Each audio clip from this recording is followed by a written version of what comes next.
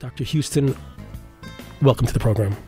Thank you so much, Bob, and do call me Jean. Well, you know, you've had the most amazing life. Your destiny, you've been all over the world, worked with indigenous cultures, experienced the leaders of nations, of religions. How do you explain your destiny? I pretty much knew when I was a small child that my life would be essentially one of service and called, evoked, lured by this emergent culture, civilization, larger possibility, the possible human and the possible world. And that's what keeps me going, and perhaps that's what has allowed me to be in certain places, states, at the right time, the right place. We are agents of the cosmos, that we are part of the destiny of this most critical time in human history, where what we will do will make a difference as to whether we grow or die. And when we tune into that, what is my place? How can I best serve? And I never stopped asking those questions. Then you find, if you're open to it, the opportunities come in very small, in very medium, and sometimes occasionally in large ways. And I believe also the powers come. I believe that we are given the powers to overcome the obstacles that we face if we are conscious, if we're present enough to and open enough. How would you respond to that? I think that is true. As you may know, I work with leaders all over the world. I've worked with 2 U.S. presidents, 3 first ladies, and their equivalents in other countries, as well as with people who are the poorest of poor but who are trying to make a difference. And I find that all of us are obstacled. All of us have obstacle courses. But I think that in this particular planet, I suspect some planets are planets of taste, some are planets of sound. This is the planet of drama. You know, this is where we're given the capacity to be part of phenomenal stories with their lostness and their gathering foundness, with their possibilities and their impossibilities. And we are being honed and patterned for what I think is our place in the universe. I think this is God's school. I think this is where you create, and we use with a small g, gods, meaning those who are going to go out there and make a difference, not only in their own planet, but ultimately perhaps in other worlds as well. We are stewards, have become in our lifetime, the stewards of the biological and evolutionary process of this earth. The fact that the earth is in such arrears and terrible things happening. Never before in human history have people had so much responsibility thrust upon them. But you are one who has been brought into the most critical time in human history to make a difference. Other times in history thought they were it. They're wrong. This is it. What we do with this incredibly short but potent lifespan is so critical to ourselves, our families, our communities, our nation, our world, and perhaps even in some odd sense to this part of the universe as well. Well, I don't know of anyone who would be more qualified to make these sort of statements than you. Not only are you an amazing student of history, but you are very much a world citizen. Your direct encounters with the populations of the world give you an opportunity to synthesize everything and to give us a rather larger, if not prophetic, perspective. I think there's no question, Bob, that this is the either-or of history. It appears to me that those who are in positions, let's say, of major authority of influence, are making the choice to allow these disasters to occur, and their strategy is to accumulate enough resources for themselves to weather that storm comfortably. Your thoughts on that? I think that's only partly true. I think because I travel so much, as you know, I've worked in over 100 countries, I see the opposite being true. I see a rising of awareness in people the world over that these are the times, we are the people, we are the servants of the planet. We have to make so many new changes in order to assure the planet's health and continuity. So that I think to take the illusionary idea that there's a special cabal that is trying to shore up all the resources for itself, that's a very, very tiny piece of data. I think the larger data is the rising awareness of the world that we're the ones who make the difference and have to save it. I think when we saw that picture of the planet from outer space, it began when it was 68, 69, I guess, something happened around the world. Something happened. And what it was, whether it was like a time-release capsule in our soul, we woke up. We couldn't see any nations or tribes or wars from outer space. And I've worked with astronauts. You know, they don't see that. What you saw was the whole world. We're a home, a very, very sweet home. Our planet floating in the womb of the cosmos. We, as being the stewards of this glorious being. And this activated in ourselves, those of us middle-aged, older, younger, all of us together, a sense that we are planetary, we are planet. We are not encapsulated bags of skin dragging around dreary little egos. Our responsibility is to each other to make peace, a peace that is fruitful, potent, sexy, evocative. Don't let the war boys hog it all, the spit, the spice, and the glamour. Peace is the ultimate potency. We're in our time in which, if we're going to have the possible society, the possible world, we have to develop the very consciousness that can sustain it. I mean, Bob, this is what your show is about when you talk about these new life patterns for the 21st century. But we need the lure of becoming. If we're going to be midwives of each other, we need the lure of a vision of what the world can be, and that's part of my work. What is it that can emerge? How can we hold it in our own minds and souls, the equivalent, the innate inner equivalent of what we see from outer space when we look at the world itself? And that's what I'm working on. And in my work, in my social artistry programs, our mystery school programs, what we do is we train people to be able to cook on more burners, to use so much more of their innate capacities that they're able to see this too, and they're able to go into the world and profoundly make a difference. When I was reading Jump Time, my mind kept going back to Plato's Republic. Yes. And it was seemingly like a sort of an updated... Was Plato's Republic in your mind at all while you were writing this book? Plato's Republic is always in my mind. I'm an old Platonist. But the thing is that what is in Plato is that also that lure of becoming, of what a society could be. Now, we would not follow his dictates, but the things that he suggests. Now, since you brought that up, let me just give a little quick précis about that. Plato's Republic has three major parts, and they all begin with the same word. In ancient Greek, kataban, I went down. Begins, I went down into the dark night, into the Piraeus. Never noticed for the that. festival of the night goddess Bendis. So it was chaos, utter chaos, chaos, confusion, horses, people running in all directions. And he finally is able to find, Socrates is able to find some kind of safety by going inward, going into a house in the Piraeus, and all night discussing what can be. We're in that state. Utter chaos, everything, not horses, but huge technology set loose, unleashed, wild, and we go into ourselves, and together we begin to explore what can be. And then the middle section, Kataban, and it's the story of going down into the cave and seeing people who live in the cave in a state of illusion, just looking at the wall in shadows. And that's ourselves, isn't it? Living in so much illusion with all the, the television and the media's illusions. And then through education and spiritual and psychological development, turning around until they can go up and to see the bright day, the kala kalagathia, the good and the beautiful. And so many of us, you with your station, Bob, me with my trainings, others who are seeking, searching, looking for ways of regrowing themselves, we together, and this is a worldwide phenomenon, it's not simply a North American one, we are turning around from the cave of the old illusions, of old thinks, of old ways of being, and rising to a new understanding of who, what, where we are, and what are our true responsibilities.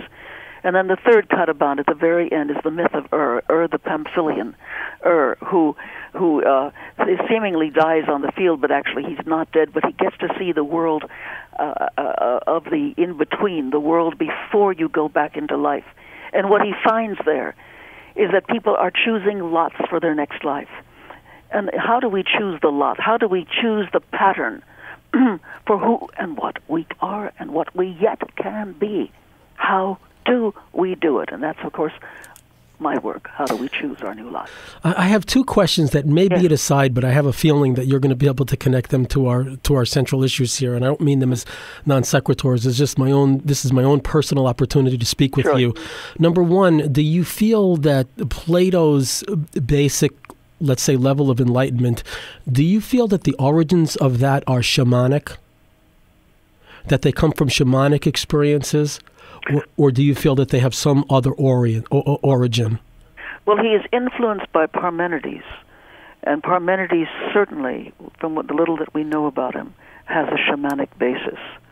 I don't think that Plato was shamanic. Mm-hmm. In fact, he inveighs against it in some of his work. Okay, but I think that the shamanic background of it, I mean, beneath the surface crust of consciousness of Apollonian rational Greece is Dionysius, is ecstasy, is the theater. And right. Plato begins as a playwright, writing tragedies. Mm-hmm.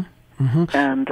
And of course, telling the great stories. So as story, as ecstasy, as theater is ultimately from a Dionysian shamanic base, certainly that is the undercurrent of Plato, whether he will admit it or not. And my last selfish question is the role of Orpheus in the development of human consciousness. All right. You and I are on the same page. Well, the Orphic rites, of course, were powerful, ecstatic rites of entering through art and music and poetry and entering into the deeps of the inner mysteries, traveling the inscapes as well as the landscapes of our psyche, but doing so with certain kinds of, what should we say, melodies, the music of the inner mind, and through the Orphic mysteries, gaining something of the inner aesthetics that give us the capacity for outward evolved expressions. So how do we lead people into these deep levels of consciousness where we individually, in growing numbers, awaken? And even, as in a sort of an addendum to that question is, how can parents relate to children at this time to prepare them to soar during jump time? Well, I think art, music, theater, the dance, I have never met a stupid child. I've met incredibly stupid systems of education. Part of my work all over the world is to transform education, put art back as central to the curriculum. Children have the natural, if you will, Orphic abilities. They really do. But if they are just kept, learning to read when they're 3 years old, following linear patterns, it's not going to happen. A child must be allowed to if they're going to learn something, to dance it, to sing it, to express it, to emote it. Put art. If it's not in your school, then just hold special things where the child can really put the whole complement of learning back into their minds and bodies. I do write about that, of course, in Jump Time. Yes, you do, and the push in regular education right now is math and science. It's hard to get anyone to invest any money into the arts, and yet souls are saved by the arts. I know mine was. But I think it's also true. I mean, read poetry. Do you know what Einstein said? He said, if you want to make your child very smart, read him fairy tales. And if you want to make him a genius, read him more fairy tales. Wow. Meaning, allow for the imagination to grow simultaneous with the reason. Allow inner space to unfold along with the learning of the skills to work in the outer world. It's the both and. We are both and plus much, much more. We are not one or the other. Would you discuss, please, the metaphor as it relates to our lives today of setting out on a mission across water in a stone canoe? Well, you read one of my books. Well, it's in Jump Time. That's my book on... Right. Well, it's actually in Jump Time where you talk about... I used a whole chapter, but I wrote a whole book about it. Right. Manual of the Peacemaker. Right. Well, it's doing the impossible. One of the things I do in my workshops, and by the way, if people are interested in my workshops, go to my website, which is JeanHouston, JeanHouston.org. But anyway, in that story, the great peacemaker from the north, Ganawida, sets out in a stone canoe to prove to his relative, his mother and and his sister, that he, and his grandmother and his grandmother, that he, in fact, can do the impossible job of peacemaking. Now, what that is a metaphor for is the fact that even though we think that we will sink, we don't. How many of us have done impossible things? Things that our previous people, our great-grandparents would have said were impossible, because we live now 5 to 10 to 100 times the amount of sheer experience of our ancestors of 100 years ago. We are mythic beings. I mean, I think of the things that I've done, and I think of that my mother and father would never have dreamed of. I think of the things that my mother and father did, which their parents would never have dreamed of. We are in an experiential, exponential curve of beingness, of doingness.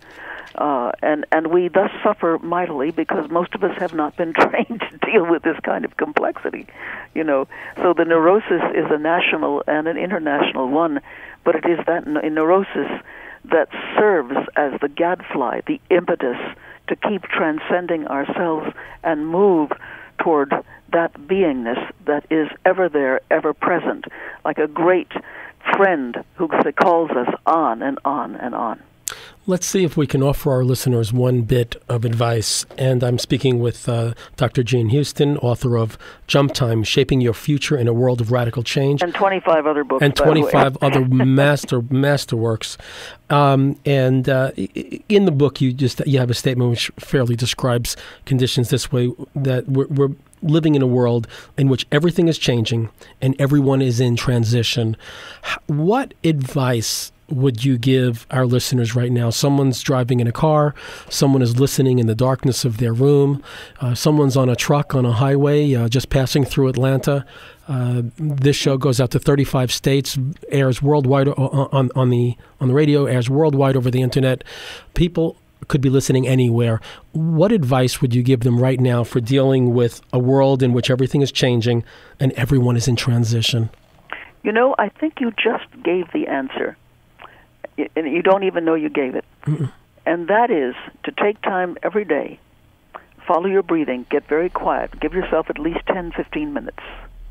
And what I would do is to think about somebody who's not in your house and have a sense of being in contact with them through your mind, through your heart, your being, just you and them. And then ask them in their mind to contact 2 others. And they 2 others, and they 2 others. And you have a sense of your own contact, your community growing and growing. And the way these things go, within a few minutes, you're in touch with everybody in the world. And have a sense of everybody in the world in touch with you and you with them. And then expand it to the whole planet. This planet, have a sense of being the organism of the planet. Let your margins dissolve. Have leaky margins to the whole. And you are planet, and think like a planet. And then as a planet, have a sense of going to 2 other planets, and 2 others, and 2 others, and then to stars, and 2 others. And then you are in the galaxy. And then from the galaxy, you're in the universe. And in the universe, you are in the mind of God. And have a sense of being in touch with the mind and heart of all being, the godliness, which then is sending back utter, effulgent, loving connection, communion with you, and you to the mind of all being, and the mind of all being to you. And then bring this back to one person. And that's a very simple exercise. Let your margins dissolve. It reminds me of a ritual in the last sweat I was in, as we entered and left the teepee, the hot hut. We say, all my relations. Mitaki uwasan, all my relations. If you have we are all so unique in having been born in this time. We have thrust upon us opportunities and responsibilities.